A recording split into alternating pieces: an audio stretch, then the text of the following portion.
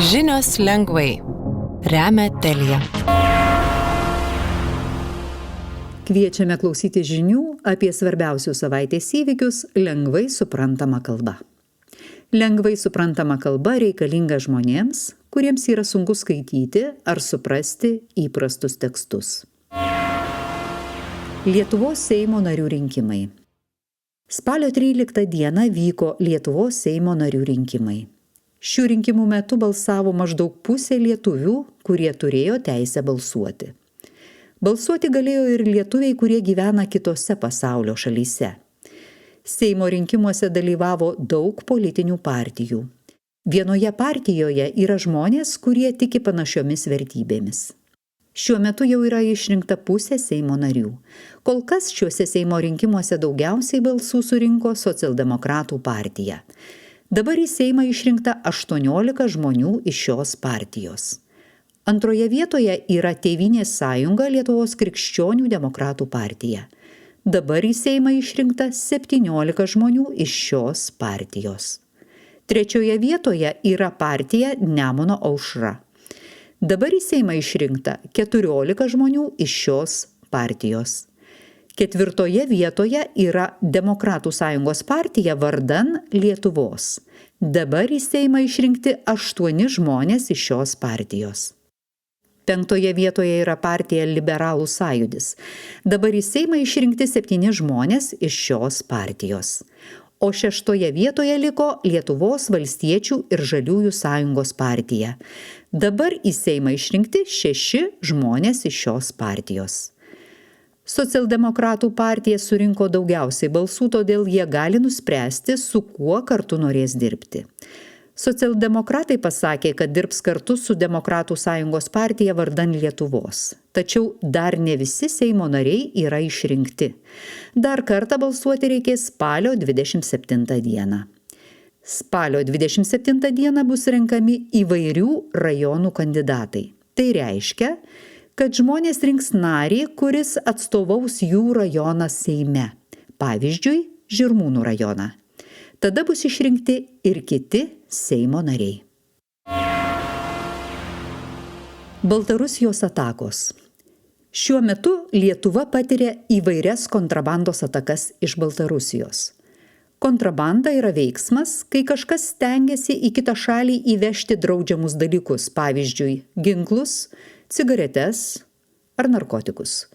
Šiuo metu iš Baltarusijos į Lietuvą atskrenda balionai, kuriuose būna kontrabanda.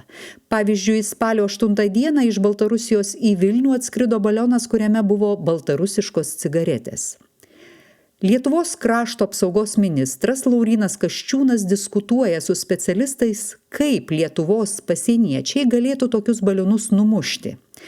Pasieniečiai yra Lietuvos kariuomenės darbuotojai, kurie prižiūri Lietuvos sieną su kitomis šalimis. Pasieniečiai sako, kad šiuo metu jie neturi ginklų, kuriais galėtų numušti kontrabandos balionus. Taip pat Lietuvos įstatymuose nėra parašyta, kad Lietuvos pasieniečiai gali numušti tokius balionus. Lietuvos įstatymai yra svarbiausios Lietuvos taisyklės. Lietuvos apsaugos specialistai sako, kad tokie balionai į Lietuvą atskrenda jau nuo balandžio mėnesio. Rugpjūčio mėnesį į Lietuvą atskrido 117 balionų su kontrabanda, o rugsėjo mėnesį net 250 balionų su kontrabanda. Jeigu jūs pamatėte arba radote tokį balioną su kontrabanda, skambinkite policijai. Policijai skambinti galite telefono numeriu 112. Praėjusią savaitę išdalintos 5 Nobelio premijos. Nobelio premija yra svarbus apdovanojimas. Nobelio premija yra skiriama žmonėms arba organizacijoms, kurios atrado arba išrado kažką naujo ir svarbaus pasaulyje. Pavyzdžiui, elektros lemputę arba parašė labai svarbią knygą. Taip pat Nobelio premija yra skiriama žmonėms arba organizacijoms, kurios atliko labai svarbų darbą pasaulyje. Pavyzdžiui, sustabdė karą. Nobelio premija yra pavadinta Alfredo Nobelio vardu. Alfredas Nobelis išrado dinamitą. Dinamitas yra medžiaga, kuris sprogsta. Nobelio premija pradėta teikti 1901 metais. Nuo to laiko Nobelio premiją yra gavę maždaug 1000 žmonių ar organizacijų. Iš jų net 10 žmonių buvo lietuvių kilmės. Tai reiškia, kad jie buvo lietuviai arba turėjo šeimos narių, kurie buvo lietuviai, pavyzdžiui, seneliai.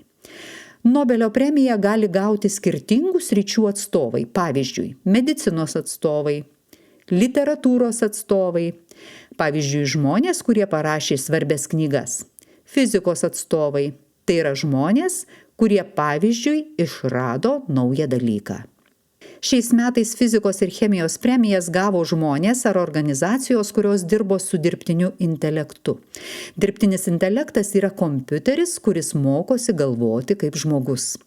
Taikos premiją gavo Japonijos organizacija, kuri dirba tam, kad pasaulyje nebūtų branduolinių ginklų.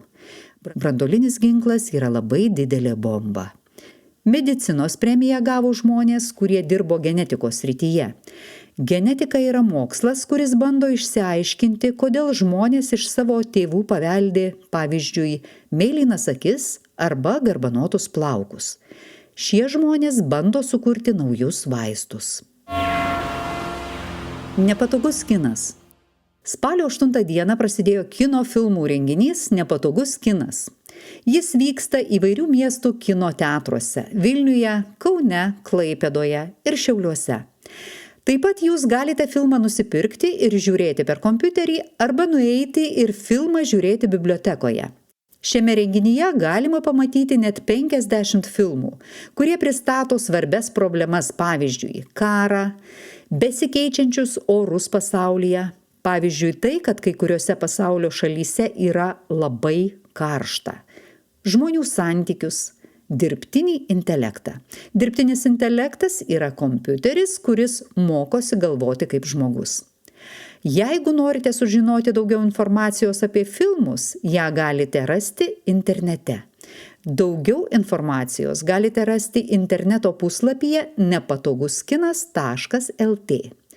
Nepatogaus kino filmus galite pamatyti nuo spalio 8 dienos iki spalio 27 dienos.